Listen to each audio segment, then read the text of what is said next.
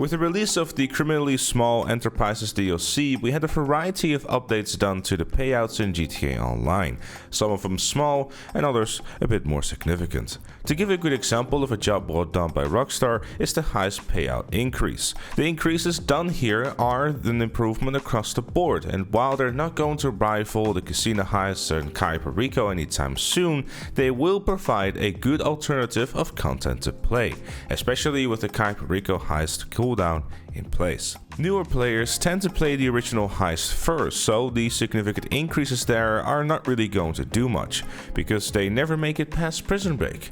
But if they do, then the reward there will feel like it was worth it just a little bit more. Sadly, the heist payout increases only scratch the surface of what is a core problem with GTA Online. If anything, they have made things worse. The player base is, and always will be, focused on how much something pays. So when you increase the adversary mode payouts with 50% and it still only pays $30,000 for a 15-minute match, people won't be interested because of that focus on how much stuff pays. Granted, with the double and triple cash, this will have a better outlook. As a result, during a triple cash event of Vespucci Job Remix, this results into $100,000 in an 11-minute match for the winning team and $50,000 for the losing team.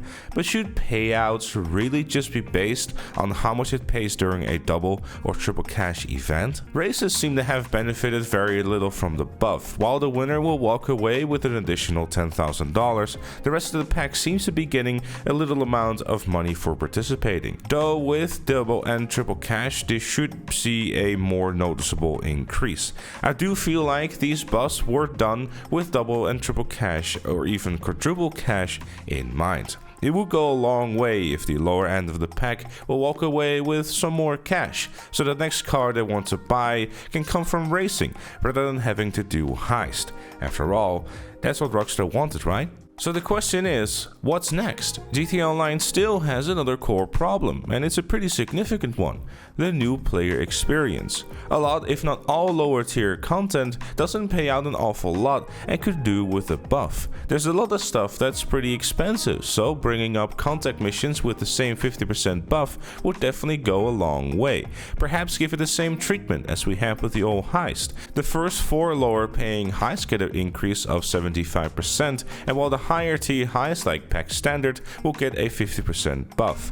This way, newer players will have a bit of an easier time to buy their first business, or players revisiting some classic missions will be better compensated for their time. I would also be inclined to make a few more suggestions that seem pretty reasonable to me, such as a 25% buff to bunkers, a buff of at the very least 50% to the hangar business, preferably 100% to give people a reason to remember the business even exists to begin with, a 50% increase to free mode events, and for survivals I had this interesting idea which would be nice to give a cash bonus if you successfully complete a round after wave 10 on their newer maps, you know, the endless rounds one. 5 or $10,000 seems pretty reasonable, especially considering how difficult they can be.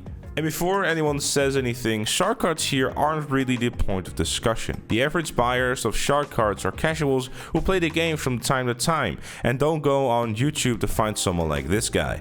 Guys, you can make a 5 million if you play the game for like 10 hours, and you make a lot of money by following my guide.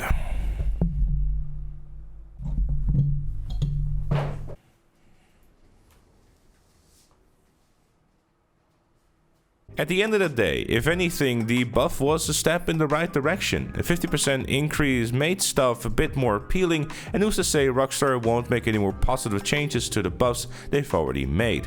After all, this seems to me like a bit of a careful buff that they don't over-buff stuff and then have to bring stuff back in case, you know, they seem people making a little bit too much money and then they basically got a whole shitstorm in their hands, something that they most likely want to avoid. But those are some of my thoughts. Of course, I'd love to know what you think in the comments down below. Did you think it was enough, or do you think that everything should be increased by 4 times because everything is still too expensive and you want to have a little cry?